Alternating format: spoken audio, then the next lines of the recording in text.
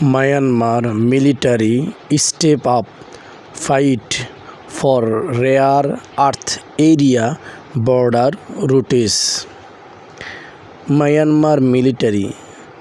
Myanmar সশস্ত্র বাহিনী বা সামরিক বাহিনী স্টেপ মানে পদক্ষেপ নেওয়া, আর স্টেপ আপ এটা এই আপ প্রিপোজিশন থাকলে অর্থ দ্বারা বৃদ্ধি করা।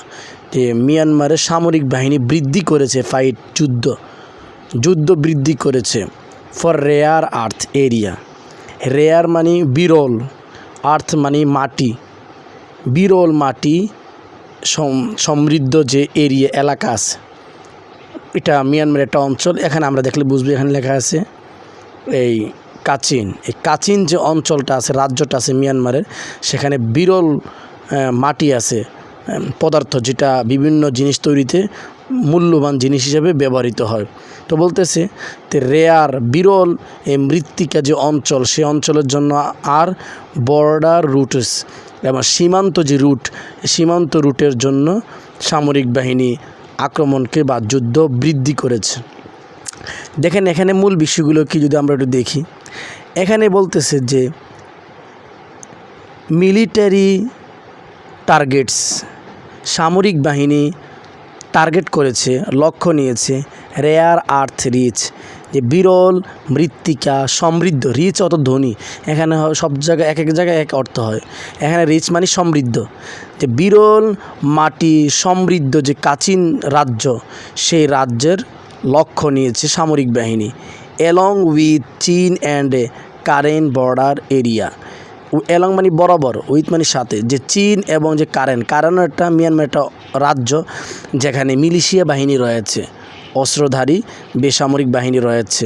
তো সেই কারেন অঞ্চল এবং যে সেখানে চীনের সাথে লাগানো বর্ডার, সেখানে মিয়ানমারের এলাকার বরাবর সীমান্ত যে অঞ্চল, বর্ডার এরিয়া, সীমান্ত অঞ্চলের বরাবর মানে তাদের টার্গেট এই হচ্ছে দখল করা।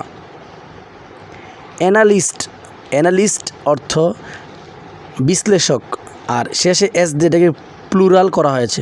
বিশ্লেষকগণ বলেন মিলিটারি এইম মানে লক্ষ্য, যে সামরিক বাহিনীর লক্ষ্য হলো টু রিগেইন মানে পুনরুদ্ধার, কন্ট্রোল নিয়ন্ত্রণ পুনরুদ্ধার অফ কি মানে চাবি, এখানে মূল কি কমিউনিকেশন মূল বা মৌলিক যে যোগাযোগ, অ্যান্ড ট্রেড করিডোর এবং বাণিজ্য করিডোর। যে তারা এটা বলছে সামরিক বাহিনী, কিন্তু বিশ্লেষকগণ বলতেছেন আসলে সামরিক বাহিনীর লক্ষ্য হচ্ছে যে কি কমিউনিকেশন মূল যোগাযোগ এবং যে বাণিজ্য করিডোর, সেটার যে কন্ট্রোল নিয়ন্ত্রণকে পুনরুদ্ধার করাই হচ্ছে সামরিক বাহিনীর প্রধান লক্ষ্য। নিউ মিলিটারি চিফ ইউএনও, যে নবনিযুক্ত বা নতুন সামরিক বাহিনীর প্রধান, সেনাপ্রধান ইউএনও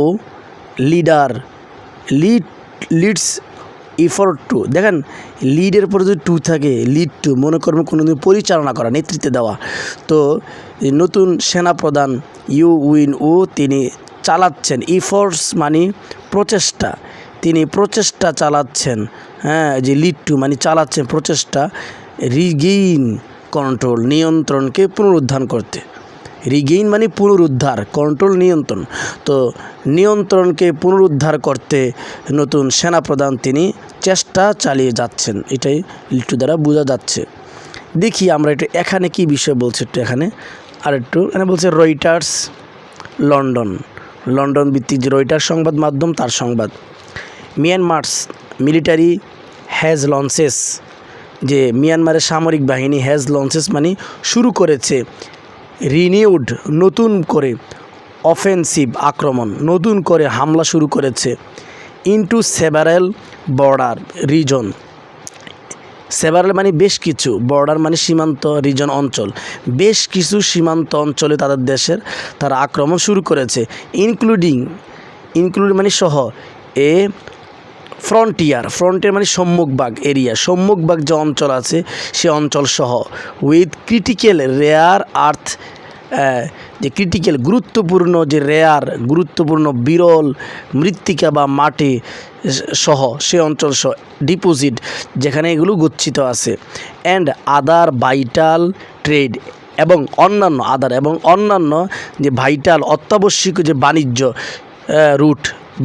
রুট সেগুলো এ মান্থ 1 মাস হলো আফটার এ নিউ যে আফটার মানে পরে নিউ অর্থ নতুন অ্যাডমিনিস্ট্রেশন প্রশাসন গ্রহণ করেছে ফর্মাল আনুষ্ঠানিকভাবে কন্ট্রোল নিয়ন্ত্রণ অব দ্য ওয়ার